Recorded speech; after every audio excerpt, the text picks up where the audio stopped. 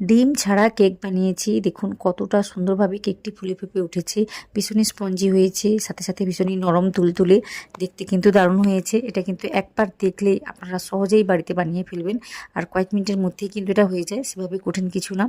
তো আশা করি আপনাদের ভিডিওটি ভালো লাগবে। যদি ভালো লাগে তাহলে আমার ভিডিওতে একটা লাইক দেবেন, নতুন কেউ হয়ে থাকলে অবশ্যই আমার চ্যানেলটিকে সাবস্ক্রাইব করে নেবেন, আর ভিডিওটি প্রথম থেকে শেষ পর্যন্ত দেখবেন।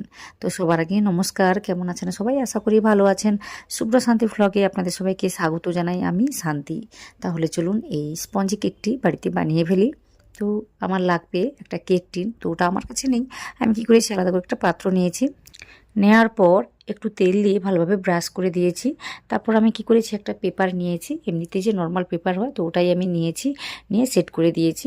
তো আপনারা একটা কাজ করতে পারেন, এতে আলাদা করে একটু ময়দা ছড়িয়ে দিতে পারেন, তাতে করে কিন্তু একই রকমভাবে কাজটি হয়ে যাবে। তো আজকে আমি পেপার নিয়েছি, তো এইভাবে কাজটিকে আমি করে নিয়েছি। দেখতেই পাচ্ছেন এটা কিন্তু কেক বানানোর জন্য একদমই তৈরি। তো এটা কিন্তু প্রথম থেকে করে নিতে হয়। তারপর আমি কি করেছি, আলাদা একটা পাত্রে ওই 1 কাপের মতো মিষ্টি দই নিয়েছি। তো আপনারা চাইলে কিন্তু টক দইটাকেও নিতে পারেন। আজকে আমি মিষ্টি দই নিয়েছি, নিয়ে ভালোভাবে একটু মেখে নিচ্ছি। এইভাবে মোটামুটি কোনো রকম দোলা যেন না পাকিয়ে থাকে, তো এদিকে একটু খেয়াল করতে হবে। সব কিছুকে ভালোভাবে মিশিয়ে নিতে হবে। তারপর আমি কি করেছি, এখানে ওই যে গুঁড়ো চিনি নিয়েছি 1 কাপের মতো। ওটা কিন্তু 1 কাপের মতোই নিয়েছিলাম। গুঁড়িয়ে নিতে কিন্তু ওই যে আমার 1 কাপ আর 2 চামচের মতো হয়েছে, তো ওটাই আমি নিয়েছি। নিয়ে এটাকে কিন্তু একই রকমভাবে মিশিয়ে নেব সব কিছুকে ভালোভাবে। তো এখানে আমি মিষ্টি দই নেওয়ার কারণে চিনিটাকে একটু কম করে নিয়েছি। আপনারা যদি টক দই নেন তাতে করে কিন্তু চিনিটাকে একটু বেশি করেই দিতে হবে। তো এখানে মোটামুটি বুঝে শুনে কাজটিকে করে নিতে হবে। তো এখানে আমি সব কিছুকে মিশিয়ে নেওয়ার পর আমি 1/2 কাপের মতো তেলটাকে দিয়েছি। এটা রিফাইন্ড অয়েল, তো ওটা আমি দিয়ে ভালোভাবে মিশিয়ে নিচ্ছি। তো মোটামুটি কেক বানাতে গেলে সব কিছু মোটামুটি সমস্ত উপকরণের কিন্তু ভালোভাবে মিশিয়ে নিতে হবে। তারপর আমি কি করেছি, একটু দারুচিনি নিয়েছি। ওটার বদলে কিন্তু একটু এলাচও নেওয়া যায়, আজকে আমি দারুচিনি নিয়েছি। ওটা দিয়ে ভালোভাবে মিশিয়ে নিতে হবে। তাহলে পরে এই কেকের মধ্যে কিন্তু সুন্দরভাবে একটা গন্ধ আসবে, ভালো লাগবে খেতে। তো ওটা দেওয়ার পর আমি কি করেছি, এখানে ময়দা নিয়েছি, ময়দাটাকে চেলে নেব, তাই আমি এবার একটা স্ট্রেনার নিয়েছি। নিয়ে মোটামুটি প্রথমে আমি 1 কাপের মতো দিয়েছি, দেওয়ার পর আবারও আমি 1 কাপের মতো ময়দা দিয়েছি। তো মোটামুটি 2 কাপের মতো ময়দা নিয়েছি, ওটাকে আমি একটু ছেঁকে নিচ্ছি।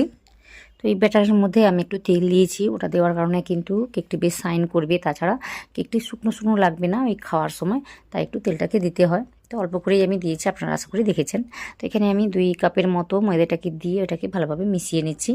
তো একদিকে ঘুরিয়ে ঘুরিয়ে মোটামুটি কাজটিকে আমি করে নিচ্ছি। তো একই রকমভাবে কাজটি করে নিয়েছি। এতে করে দেখলাম যে এই যে ব্যাটারটি একটু ঘন লাগছে, তাই আমি 2 চামচের মতো দুধ দিয়েছি। দুধটা গরম বা ঠান্ডা কিছুই না, এটা আগে থেকে গরম করা ছিল, সেই দুধ থেকে আমি নিয়েছি, 2 চামচের মতোই দিয়েছি। দিয়ে ভালোভাবে মোটামুটি মিশিয়ে নিয়েছি। দেখতেই পাচ্ছেন এইভাবে কিন্তু ব্যাটারটিকে তৈরি করে নিতে হবে। তো সব কিছুকে মেশানোর পরে এখানে আমি 1 চামচের মতো দিয়েছি বেকিং পাউডার। তো 1 চামচের মতো বেকিং পাউডার, আর 1/2 চামচের একটু কম বলতে পারেন, ওই চামচের 3 ভাগের 1 ভাগ আমি দিয়েছি বেকিং সোডা। তো ওটা দেওয়ার পর আমি একটু লেবুর রস দিয়েছি, আপনারা চাইলে কিন্তু একটু ভিনিগারও দিতে পারেন। তো ওটা দিলে কিন্তু কেকটি ভালোভাবে ফুলবে, বা এই যে বেকিং সোডা পাউডার এগুলো কিন্তু ভালোভাবে অ্যাক্টিভেট করবে। তো সেই কারণে নেওয়ার পর সব কিছুকে ভালোভাবে মিশিয়ে নিতে হবে।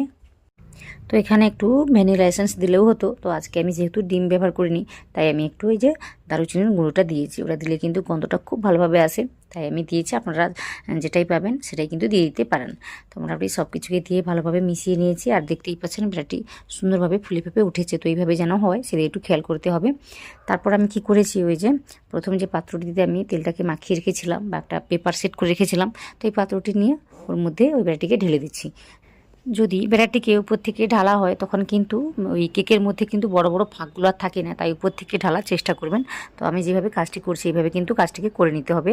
তারপরে কিন্তু ভালোভাবে ঠুকে দিতে হবে, এতে করে কিন্তু কেকের ভিতরে আর সেভাবে ফাঁকগুলো দেখা যাবে না।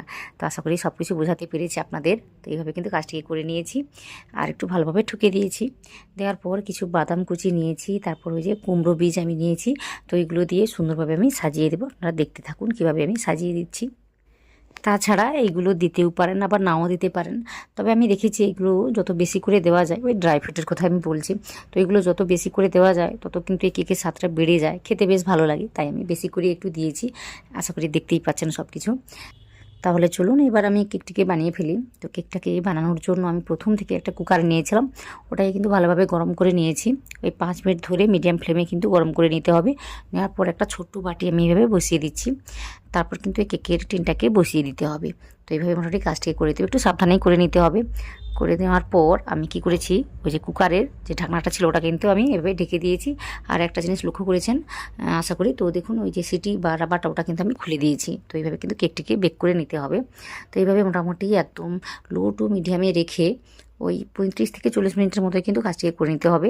তাতে করেই কিন্তু কেকটি সুন্দরভাবে ফুলে ফেপে উঠবে বা সুন্দরভাবে তৈরি হয়ে যাবে। তো আপনাদের আমি একদম কি বলবো 38 মিনিট পরেই দেখাচ্ছি। দেখুন কত সুন্দরভাবে কেকটি ফুলে ফেপে উঠেছে, দেখতে কিন্তু দারুণ হয়েছে। তো এইভাবে কিন্তু কেকটিকে তৈরি করে নেওয়া যায়। তো কেকটা ভিতর থেকে হয়েছে কি না সেটা দেখার জন্য আমি কি করেছি, একটা কাঠি নিয়েছি। তো দেখুন একদম তোলাতে গিয়ে ঠেকেছে আর কতটা সুন্দরভাবে ফুলে ফেপে উঠেছে, একদম ক্লিনভাবে কাঠিটা বেরিয়ে এসছে। তো বোঝা যাচ্ছে জিনিসটা সুন্দরভাবে তৈরি হয়েছে। তো এইভাবে কিন্তু আপনারাও তৈরি করতে পারবেন। তো এই সময় কিন্তু কুকারটা বেশ গরম থাকে, একটু সাবধানে কাজটিকে করে নিতে হবে। তো দেখুন কত সুন্দরভাবে কেকটি তৈরি হয়েছে। তো আশা করি এই কেকটি বা এই কেকের রেসিপিটি আপনাদের ভালো লেগেছে। যদি ভালো লেগে থাকে তাহলে আমাকে সেটা কমেন্টে জানাবেন।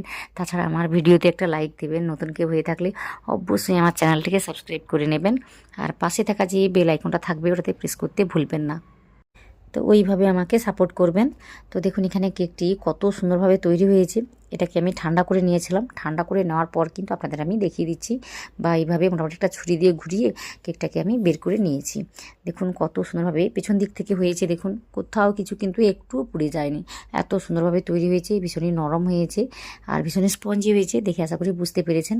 এতটা কিন্তু স্পঞ্জিভাবে আপনারাও তৈরি করতে পারবেন। ভীষণই সহজ রেসিপি, সবাই কিন্তু বানাতে পারবে।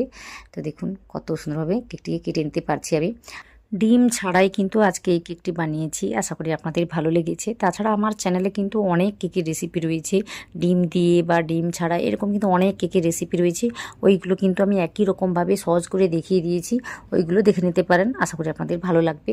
তাছাড়া যদি কোনো রেসিপি আমার চ্যানেলে দেখতে চান সেটা কিন্তু কমেন্ট করে জানাতে হবে, তাহলে কিন্তু এই রেসিপিগুলো আপনাদের সাথে আমি শেয়ার করে নেব। আশা করি আজকের ভিডিওটি আপনারা সম্পূর্ণ দেখেছেন, ওই প্রথম থেকে শেষ পর্যন্ত। আপনারা যারা দেখেছেন আপনাদের সবাইকে অনেক অনেক অনেক ধন্যবাদ জানাই।